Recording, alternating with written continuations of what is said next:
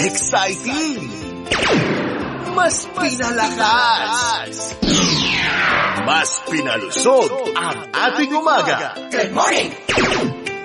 Halina't sabay-sabay nating tuklasin ang The Secret of Health. The Secret of Health. Matuto sa dagdag kaalaman para sa mabuting kalusugan. The Secret of Health. Kasama sina Michelle Hines at Doc LG. The Secret of Health sa DZMM.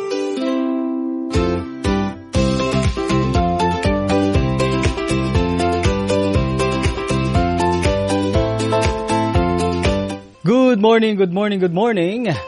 Isang mapagpala at malusog na morning sa ating pong mga kapamilya at mga kaserbisyo ang nakikinig at nanonood sa The Secret of Health dito po sa DZMM. Ito po ang programa maghahatid sa inyo ng mga sekreto at solusyon sa kalusugan. Ako po muli, si Michelle Hines, isa sa inyo po mga Certified Naturopathic Practitioner.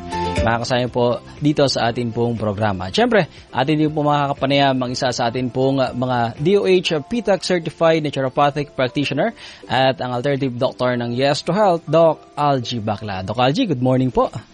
Good morning, partner, at good morning sa lahat ng ating mga kapamilyang taga-subaybay. Welcome po sa The Secret of Health. Tayo po ay napapakinggan sa Metro at Mega Manila sa DZMM Radio Patrol sa East 30 sa inyo pong AM band. At sa bayan din po tayo napapanood at napapakinggan sa DZMM Teleradio Cable Channel at sa free-to-air digital TV sa PRTV Prime Media Channel 31 mamayang alas 6 ng umaga. At syempre, live din po tayo napapanood sa DZMM Radio Patrol sa East 30 at Yes to Health Facebook page. At kung kayo po ay nakatutok na ngayon at nanonood na ngayon sa ating pong live streaming, ay may handog po na regalo sa inyo ang Yes to Health. Tama ka dyan, partner, at sa totoo lang, pwede silang marigaluhan sa ating Healthy Kapamilya Giveaway. Simple lang po ang gagawin natin sa ating mga viewers sa ating Facebook live streaming. Paki-share po ng ating pong live stream at lagyan ng hashtag The Secret of Health yung inyong pag-share. At magbahagi ho kayo ng inyong mga good experiences sa paggamit ng produkto ng Yes to Health at mamaya ho ay dalawa ang ating maswerteng maririgaluhan bago po matapos yung ating programa. Ayan, kaya sundin lang po ang ating mechanics, mga kapamilya. At malay nyo po, mamaya kayo ang maswerteng marigaluhan natin ang ating pong Santon Gold Coffee Mix gift packs. Samahan po kami ni Doc Algie dito sa ating pong talakayan. Welcome na welcome ang inyong pong mga katanungan, mga kapamilya. Pwede kayong tumawag sa 8924-4101, local 5671, 5672 at 5673. O di naman kaya ay magpadala po kayo ng inyong pong mensahe sa DZMM Teleradio Viber 0919-278-3000. At sa ating pong pagbabalik, mga kapamilya, pag-uusapan natin ang kahalagahan ng benepisyo ng tinatawag natin na Nature Pure Air. Ayan, kung ano ba ang maitutulong nito sa ating pong kalusugan at kung ano naman ang mga problema na pwede nating maranasan kapag tayo nagkukulang na sa sapat na hangin na naipapasok sa ating pangangatawan. Pag-uusapan natin, mga kapamilya, sa pagbabalik ng The Secret of Health. Magbabalik ang The Secret of Health sa DZMM. The Secret of Health sa DZMM Radio Patrol 630 at DZMM Teleradio. Ngayon pong umaga, mga kapamilya, ay pag-uusapan natin ang bagong series, Doc, na atin pong tatalakayin. Tinatawag po ito na Laws of Health. Dahil tayo po ay naniniwala na ang ating katawan ay governed by an unwritten rule na bawat violation dito ay mayroong kaakibat, Doc, na consequences sa atin pong kalusugan. At ito po ay ang mga sumusunod, pure air, sunlight, rest, exercise, proper diet, pure water, temperance, trust in the divine power, at cleanliness and cheerfulness, mga pamilya. Doc Algie, simulan natin. Ito ang ating pong series sa pagtalakay sa pure air. Ayan.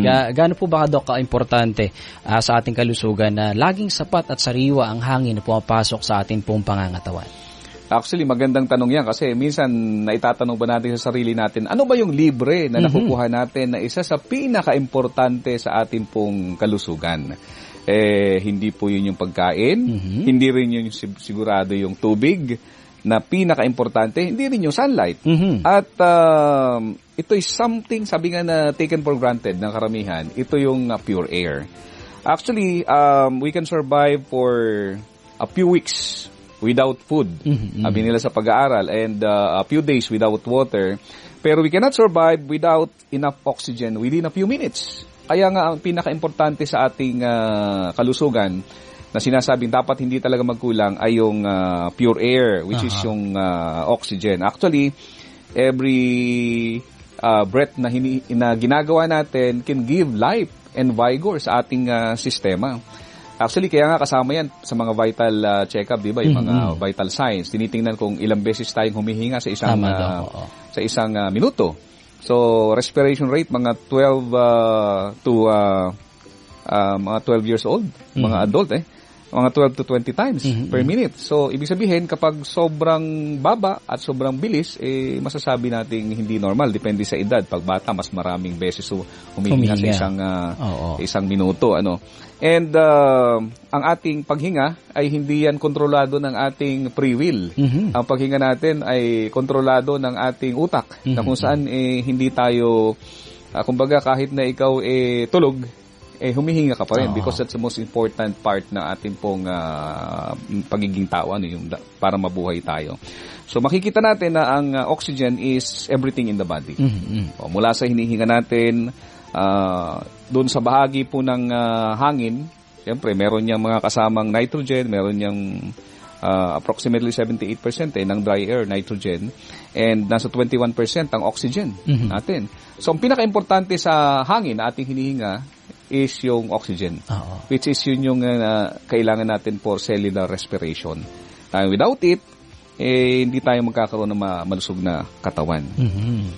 Kasi ang mechanism daw ng paghinga, ibig sabihin, pag huminga tayo, yung hangin na pumapasok sa ating lungs, yung oxygen particularly, dun sa microscopic na parte ng ating baga na tinatawag na alveoli, doon nangyayari yung pinakamahiwaga daw at pinakakomplikadong process ng katawan na hindi natin nakikita. Nag-i-exchange yung oxygen, papasok sa ating blood, and in exchange naman yung carbon dioxide, yung toxins, ay nilalabas natin sa ating hininga. So very important na nangyayari yun na hindi siya nahahadlangan or walang nakakapigil doon sa respiration na yun na nangyayari sa ating katawan. And pagpasok ng oxygen sa ating dugo, magbabind naman yan doon sa isang protein sa ating red blood cell na tinatawag na hemoglobin. So it will be delivered to every part of the body, and that's the daily or every fraction of second nangyayari yan sa ating buhay. So ganun ka-importante yung hangin na sariwa, because nandun yung oxygen. Dok, totoo ba na ang pinaka-madaling maapektuhan sa ating pangangatawan pagka nagkukulang tayo sa oxygen ay itong ating brain or yung ating utak? Yes. Kasi actually, ang utak natin ang unang nakakaramdam ng epekto ng kawalan ng oxygen. So, nagpapakita tayo ng symptoms na ang ating katawan ay kulang sa oxygen within just a matter of 4-5 minutes. So, magkakaroon na tayo ng mga nararamdaman na hindi maganda. And during that time, actually, ang isa sa pinakaunang naapektuhan ng kawalan ng oxygen, yung ating brain. Pwede tayong magkaroon ng irreversible brain damage, yung mga neurons natin, pwede mamatay within just 5 minutes. So, kaya ibig sabihin, dapat na ang katawan natin ay talaga sigurado na may sapat na oxygen. So, ang katawan naman natin may safeguard, kumbaga.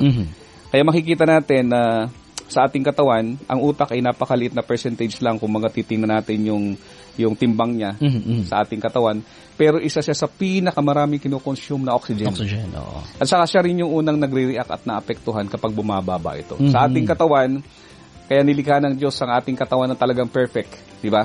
So, paano kung bumaba yung oxygen sa brain natin? What will happen? So, meron tayo sa katawan ng mga sensor, ng mga gases inside our blood, yung tinatawag na carotid body. So, yung carotid body na yon, pag bumababa yung oxygen sa dugo natin, nagbibigay siya ng signal sa ating brain na utusan yung baga natin na mas mag-respirate, huminga ng mas mabilis para, kaya di ba kapag tayo ay nahihirapang huminga o kulang sa oxygen, what is the normal thing na ginagawa natin na instinct? Hihinga tayo ng malalim at mabilis. Because the brain needs more oxygen. Hindi pa pwedeng bumaba yung oxygen niya because within just 5 minutes, pwedeng ma-damage ng permanent yung ating brain cell. So, yan ang nangyayari sa atin. Kaya kahit tulog tayo, basta walang mga nakabara kung saan, pwede tayo magkaroon ng mas maayos na oxygen sa katawan. Kaya dalawang bagay yan, oxygen and glucose. Ang hindi pwedeng mawala sa brain natin because surely the brain cell will die. How about sa buong pangangatawan natin, Doc? Ano yung epekto? Ano yung mararamdaman natin? Ano yung mangyayari sa katawan natin kapag ito ay nagkukulang o bumababa yung oxygen level o yung oxygen na nakukuha natin? Basically, kapag nagkakaroon tayo ng low oxygen sa ating brain, tawag doon is hypoxia, pwede tayo makaramdam ng pagkahilo, unang-una. So, yung iba, nakakaramdam muna ng parang nahihirapan silang huminga. Because that's the normal thing Because we need oxygen. Para tayong yung isda, di ba, pag tinanggal mo dun sa tubig, automatic yun. Sisinghap-singhap tayo rin. So, kakapusin tayo ng hininga, hahapuin tayo, and also, bibilis yung ating paghinga, makakaramdam tayo ng panghihina, sudden fatigue and weakness, confusion, yung iba nag-hallucinate na, kaya di ba yung mga nakaka-experience na mga near-death experience na tinatawag, na marami sila nakikita. Actually, that's hallucination. Parang nagka-flashback daw, Doc. Yes. Because the brain is deprived of oxygen, that will happen. And also, headache. Yung mga minimal na mga pagkawala ng oxygen, sasakit ang ulo natin, mahihilo tayo, pag nag-exercise tayo, ang bilis nating mapagod. So, that's the sign that our body is lacking oxygen. So, especially our brain. Kasi every part of the body, especially mga muscles natin, kailangan lahat gumagamit ng oxygen yan. Yung severe oxygen deprivation, pag dumadating sa atin, it's a medical emergency. So, wag na nating, pag nakita nyo na yung isang tao talagang hirap na huminga, nagkukulay blue na, ibig sabihin matindi na yung oxygen deficiency. Nangyayari yan sa may mga asthma. So, we need to rush to the hospital at wag na nating patagalin. Pag-usapan naman natin, Doc, itong nakaka-apekto sa pagkuha natin ng sapat na oxygenated air. Itong tinatawag po na air pollution. Kasi ito, yung talamak talaga sa natin, Doc. Hindi lang dito sa bansa. Anywhere. Sa buong mundo ay talamak yun nangyayari po na air pollution. Meron dalawang klase, Doc, ng air pollution, na gusto nating linawin sa ating pong mga kapamilya na nakikinig at nanonood. Itong environmental pollution at indoor pollution. Ano, Doc, ang kaibahan nun, dalawa na yun? At ano yung epekto nun sa katawan natin? Okay. So, naalala ko na naman yung sabi ng isang magaling na lecturer, sabi niya, breathing is not optional. It's fundamental sa ating katawan. And also, fundamental din na kailangan ng katawan natin yung talagang malinis na hangin. Yan. Yung quality ng hangin. Yung quality ng hangin. Actually, yung outdoor air pollution, that's environmental pollution. Alam na natin yun. Kumbaga, fully aware na tayo doon na yung pollution nanggagaling sa mga usok na sasakyan, nanggagaling sa mga kung ano-ano sa kalikasan natin. Pero, ang hindi iniisip ng karamihan, which is mas alarming and much worse, sa isang report na binigay po ng US EPA o US Environmental Protection Agency, alam ba natin na mas matindi pala yung indoor air pollution? According dito sa report nila, it can be 2 to 5 times higher than the outdoor air. Kasi sa outdoor environment, meron mga natural filter, katulad ng mga puno. Saka, kumbaga, malawak. Pero sa loob ng ating bahay, hindi natin iniisip, we are not actually aware na mas matindi pala yung pollution sa ating bahay. Maraming mga tao, Doc, nagsasabi, dito na lang ako sa loob ng bahay para makaiwas sa air pollution. Yun ang malaking problema kasi nga, based sa US research, just imagine 2 to 5 times ang pollutants inside our houses compare mo sa labas ng ating bahay. Kaya mas safe pa pala sa labas kung iisipin. So, sabi nila dito sa kanilang report, sabi kasi ng iba, ayoko ng air pollution, kaya sa loob na lang ako ng bahay. Sabi din po ng US EPA, about 90% halimbawa na ating time na nilalagi ay nasa loob tayo ng bahay, mas mataas yung nare-receive ng lungs natin ng mga chemical na nakaka-injury sa baga natin compare mo kung nasa labas tayo. Mas mataas ang deprivation. Yes, mas mataas ang deprivation. Actually, ang causes of indoor air pollution na contaminants ay napakarami. O simulan natin, halimbawa yung mga closed space like school, sa bahay natin, sa mga office natin. So, hindi natin naiisip na mas mataas pala yung panganib doon. Ano yung nagpupollute sa ating hangin? Nandiyan na yung mismong hininga natin. Kung marami tayo sa isang lugar, more on carbon dioxide, tapos closed space tayo, walang well-ventilated na lugar, isa pa yon. Pangalawa, yung sa lutuan natin, actually, isa sa pinakamaraming pollutants sa kusina. Pag nagluto tayo, yung usok ng mga mantika, yung usok ng niluluto natin, especially if we are using wood sa isang closed space, worse pa yan sa naninigarilyo tayo kung everyday nating ginagawa yon. Kasi nga, yung ay may mga contaminants, may mga chemical content yun. Yung pag-spray natin ng mga insecticides sa loob ng bahay, yung mga freshener siguro. Mga air freshener na alam naman natin mabango nga pero hindi naman ito siguradong nagbibigay sa atin ng fresh air. Tama. So hindi natin sasabihin naman na masama 'yon, So isa lang 'yun sa nakikita nila. And halimbawa yung mga sulok-sulok ng bahay natin, may mga patay na ipis, patay na insekto doon na hindi natin nalilinis, nagbe-vaporize 'yun, nagiging alikabok 'yun. Kung may mga pets pa tayo, isa pa rin 'yun sa nagiging dahilan ng air pollution. So according to study, yung mga molds, dust, and many things sa loob ng ating bahay ay nagiging dahilan ng pag-contaminate ng hangin na worse than sa labas ng ating tahanan.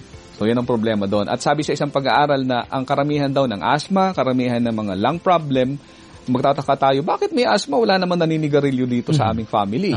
Bakit may ganitong lung problem? Wala namang exposure sa mga usok ng sasakyan sa labas. Malayo na nga kami sa kalsada. So, hindi natin na-realize that there are many pollutants inside our houses na dapat nating malaman. Yun ang dapat maintindihan, Doc, ng ating mga pamilya na hindi porke nandyan ka na sa loob ng bahay mo, safe ka na sa air pollution. And in fact, marami tayong ginagawa na yun pala yung nagko-contaminate ng ating hangin. Nako ha. So, mahalaga po mga kapamilya na meron tayong knowledge about this.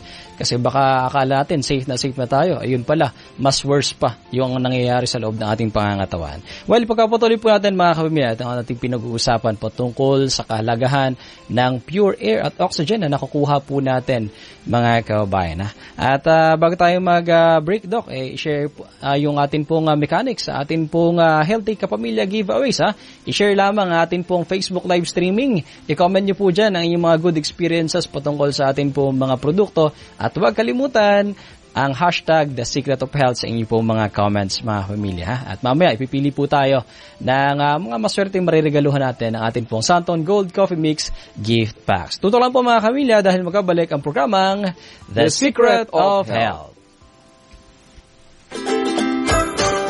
Magbabalik ang The Secret of Health sa DZMM. Nagbabalik po ang programang The Secret of Health. Ang The Secret of Health ay hatid po sa inyo ng Santon Plus Gold at ng kumpanyang Yes to Health. Katuwang po natin para laging makaiwas sa pagkakasakit. Ang Santon Plus Gold, isa pong powerful supplement na may pinagsama-samang mangosteen, moringa, garlic, ampalaya at spirulina.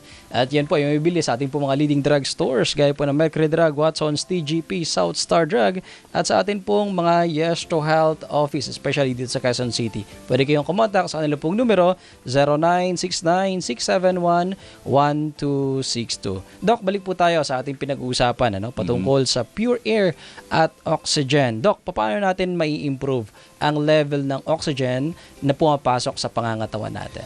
Actually, speaking of level of oxygen, naalala ko nung panahon ng COVID-19, wala kaming ginawa kundi mag-monitor ng aming mga oxygen level. Especially sa mga tinamaan ng COVID, alam niyo yan.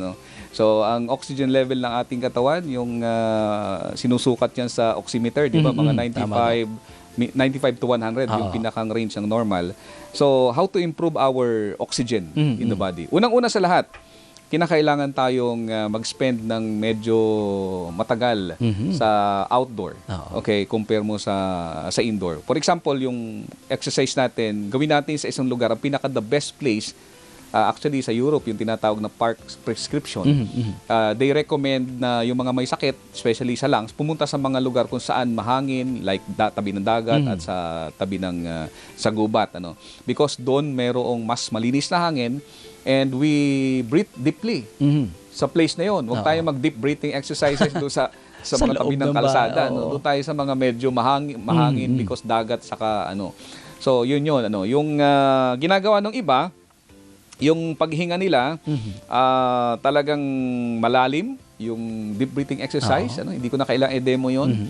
Then sa ilong hihinga papasok, yung inspire sa ating ilong, then exhale tayo sa ating bibig. Yeah. Okay, yun yung pinakang right type of breathing. And also, kung tayo may mga bisyo, like cigarette smoking, kailangan nating i-quit kasi hindi talaga tayo magkakaroon ng pure air pag tayo naninigarilyo. Another thing is kinakailangan natin na i-practice yung breathing exercises. Pag tayo ay medyo nahihirapang huminga o may sakit sa lungs, kinakailangan isa yan sa priority. So, do some research about how to breathe properly kasi may tamang paghinga eh. Kinakailangan nating pag-aralan, hindi pwede yung shallow breathing. Kinakailangan talaga ma-oxygenate na mabuti yung baga natin kasi doon dumidepende yung ating katawan. And next is yung ating mga cooking area is we need to be well ventilated. Especially kung gumagamit kayo ng mga gasol, kinakailangan merong exhaust yan. Kinakailangan ilalabas. And also, gumamit tayo ng mga air purifiers. Okay? Yan ang mga bagay. Kasi pag may air purifier, yung oxygen, pagpasok, walang sumasamang mga alikabok sa ating baga na nakakabigay ng problema. And also, sabi sa isang pag-aaral, study ng NASA, maglagay daw ng halaman sa loob. Although, dinidispute yan ngayon na hindi naman talaga totoong nagpo-purify ng mas matindi yung halaman. Pero sabi nga sa NASA research, nakakatulong at least ito sa pag-absorb ng carbon dioxide and other pollutant inside our houses.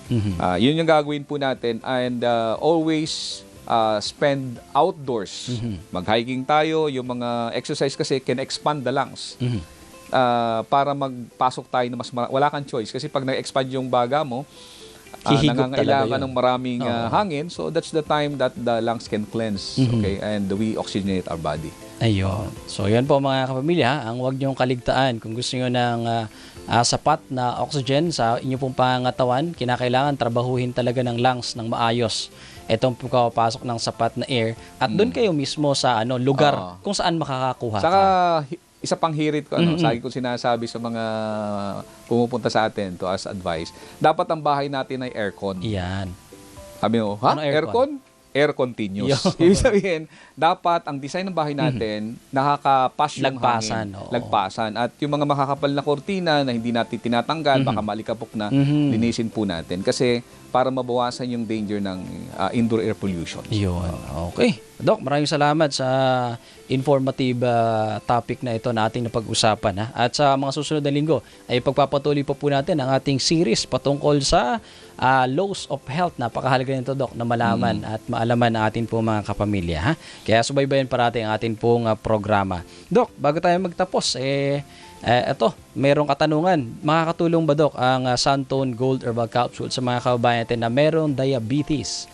Yes naman, kasi yung Santon Plus Gold ay meron sangkap na nilagay talaga doon na meron mga phytochemicals and nutrients that can help our blood sugar level.